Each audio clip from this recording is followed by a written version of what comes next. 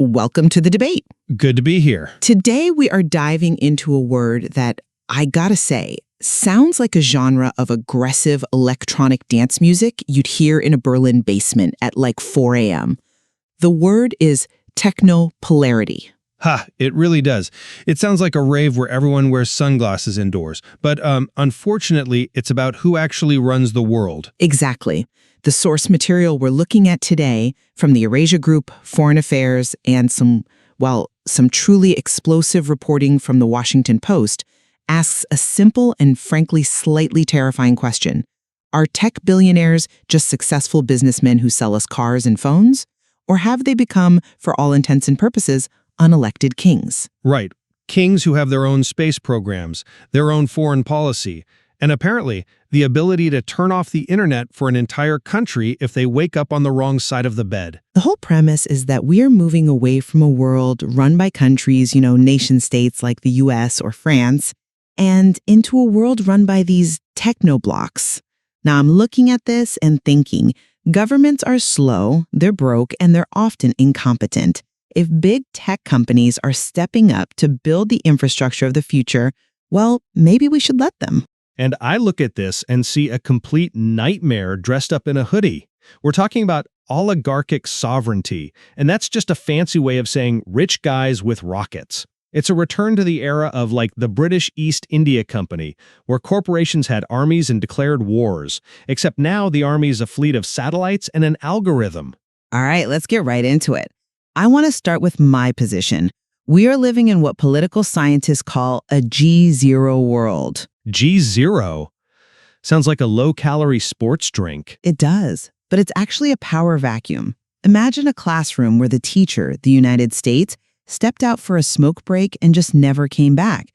No country wants to be the world police anymore. Europe is fragmented. So who steps in to run the class? It's not another country, it's companies. Look at SpaceX. They provide what the literature calls infrastructural power. Which is? It's the plumbing of the modern world. Satellites, AI, cloud computing. The stuff the government just can't build fast enough. If we want to go to Mars or even just have decent GPS, we need these guys. It's a partnership. And frankly, I think it's an upgrade. An upgrade? It feels more like a hostage situation. You call it a partnership, I call it a dependency crisis. My position is that we have allowed this double blurring of public and private power. We have guys like Elon Musk or Sam Altman who have, state-like power, but absolutely zero accountability. You can vote out a president. You can't vote out a CEO. If the president makes a bad call on foreign policy, there are hearings, there are checks and balances. If a tech king decides to change a terms of service agreement that affects 1 billion people, we have to click I agree? That isn't progress. That's feudalism with better Wi-Fi. Feudalism is a little dramatic, don't you think? Is it? Okay, let's look at the first major point of contention in our material, the Starlink incident in Ukraine. This is the smoking gun. I knew you were going to bring this up. We have to. It's the perfect example. So, September 2022, the Ukrainian military is pushing a counteroffensive. They are trying to retake their own territory. They need communications to launch a specific drone attack on the Russian naval fleet in Crimea. They ask Musk to extend Starlink coverage to let the drones connect. And what happens? He said no? He said no. One man sitting in California effectively vetoed a military operation by a U.S. ally. He decided personally that this attack might cause a nuclear escalation, World War III. So he just stopped it. And you're framing that like it's a bad thing? Listen to what you just said. He thought it would cause nuclear war. He was trying to be responsible. The source material says Musk argued that Starlink was a civilian system. It was a donation to help people watch Netflix and stay connected, not a guidance system for drone strikes. He didn't want to be complicit in starting the apocalypse. That sounds like a moral stance to me. It's not about whether he was morally right or wrong in his head. It's about the fact that he got to make the call. That is a decision for the Pentagon. That is a decision for the Ukrainian government. That is not a decision for a podcaster CEO. The material calls this the General Musk problem. He has a kill switch on the entire Ukrainian army. But the Ukrainian army wouldn't even have communications if he hadn't stepped in. You can't ignore the context here. When the Russians invaded, they basically cyber-nuked Ukraine's comms. The US government didn't have a backup ready. Musk shipped terminals within 48 hours. He saved them. Now you're mad that he won't let them use his gift for offensive strikes? That's like borrowing my car and then getting mad I won't let you use it in a demolition derby. It's not a car, it's the backbone of a nation's defense. And later, SpaceX introduced the whitelist system where they verify which terminals are allowed to work and which aren't. They are literally micromanaging the battlefield. The sources even mentioned that Russian troops started using bootleg Starlink terminals, and SpaceX had to work with the Pentagon to shut those specific ones down. That means SpaceX has real-time visibility and control over who talks to who in a war zone. That is sovereign power. It's competent power. And look, eventually the Pentagon signed the contract. They put money on the table to buy a service called Star Shield. And now they have more control. That's how the market works. If the government wants control, they can buy it. Speaking of buying it, that leads us perfectly to the money.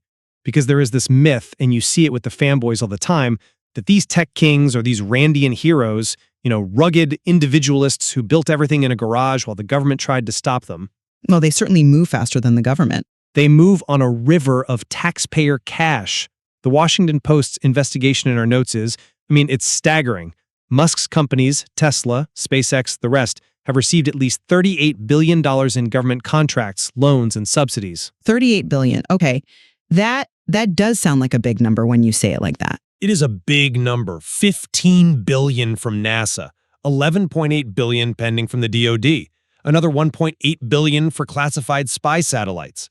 This isn't a private company. This is a government agency wearing a cool leather jacket. Hold on. You're twisting the economics here. A contract is not a subsidy.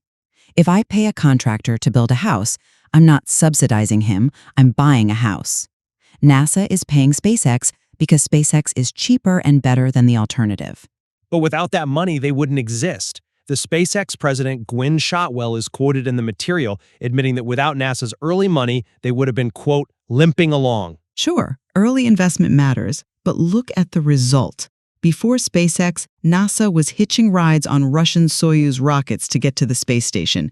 We were dependent on Putin for space travel. Musk fixed that.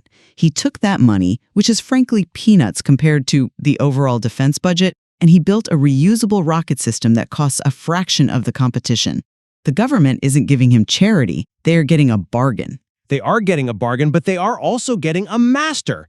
And the irony here is just too rich. Musk is now heading up this Department of Government Efficiency, DOGE, supposedly to slash government spending.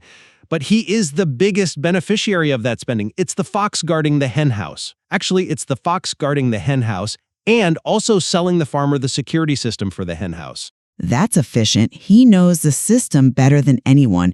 Who better to cut waste than the guy who undercut the entire aerospace industry? Or who better to cut the regulators who are investigating his cars? We'll get to the conflicts of interest in a minute, but I want to address this idea of technopolarity again.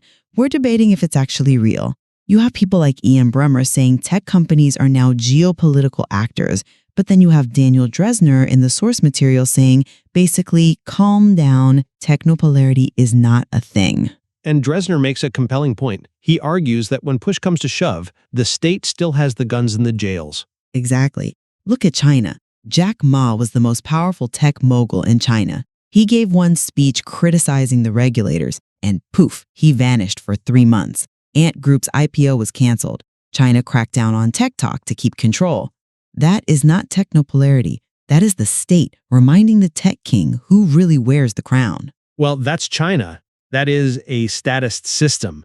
But Dresner points out that even in the West, Musk had to bow to the EU's Digital Services Act. He tweeted all about freedom of speech, but when the EU threatened fines, he complied. Right. So if they comply with laws, what's the problem? My view here is that we are overreacting. These companies are powerful, yes, but they are subject to the law just like anyone else. Are they? Or is the US just different? The sources make a distinction here. China is statist. They control the companies. The US is technopolar. We let the companies run wild. And the rest of the world, they're sort of stuck in the middle. Stuck in the middle how? Look at the Sam Altman World Tour. The CEO of OpenAI went around the world meeting heads of state like he was a visiting dignitary. He met with leaders in Japan, Israel, the UAE. He wasn't selling software licenses, he was negotiating the rules of AI governance. He's setting the policy before the laws are even written. Because the politicians don't understand the tech. If you want good rules for AI, you talk to the guy who's actually building it, not the guy who still has trouble unmuting himself on Zoom. That's just practical. It's practical until you realize these companies are extracting rent from the entire global infrastructure. The sources talk about cloud empires. Countries like Indonesia and the Philippines are moving their entire government databases, immigration, police, onto Amazon Web Services or Microsoft Azure. Their sovereign data is now sitting on American corporate servers. And it's probably safer there than on some government server in a basement in Jakarta that hasn't been patched since 2012. Again, this is about efficiency. It's about vulnerability. And it brings us to the most disturbing part of the source material, what they call the double blurring. Sounds like a vision problem. He is also running a government commission, DOUSOGE, to cut regulations.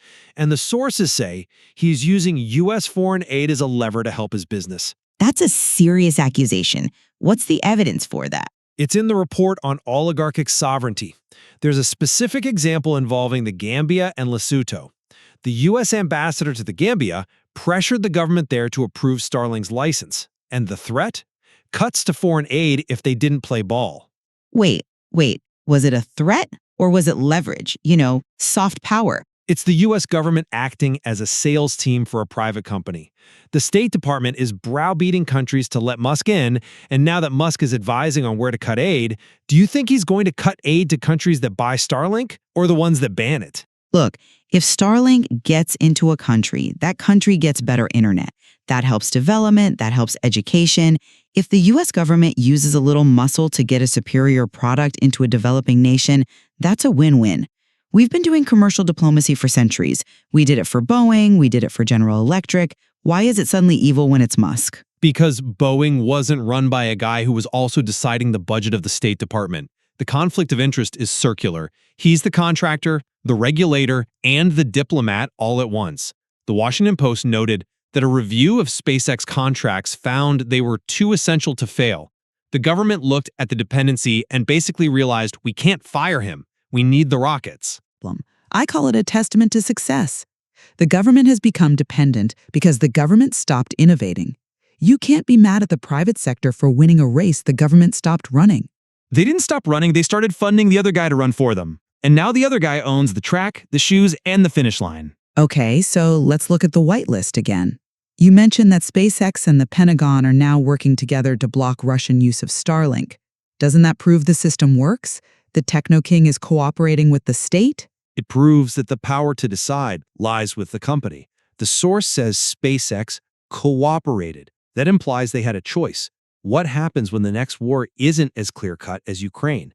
What happens when it's a conflict where Musk's business interests are on the other side?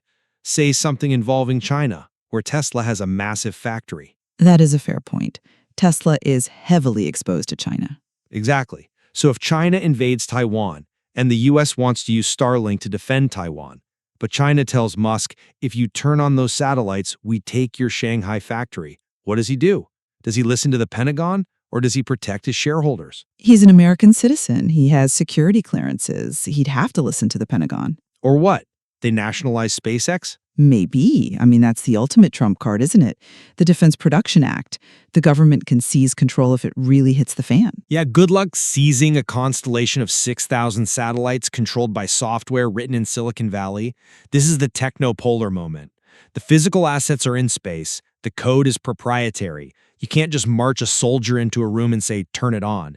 You need the engineers, and the engineers work for Elon. But those engineers are Americans too. I think you're painting these companies as these supervillains. They're businesses. They want stability. War is bad for business, usually. War is great for business if you're selling the comms and the rockets. Okay, we're going in circles on the morality. Let's try to wrap our heads around where this is all going. I think it's going toward a messy hybrid world. That's the conclusion from the G0 media source. We aren't going to have a world purely run by tech, but we're definitely not going back to the 1990s where the president commands and the world just obeys. I agree with that. We are entering an era of techno-prudentialism. Another terrible word, by the way. Horrible. Who comes up with these? Academics who don't have to sell podcasts.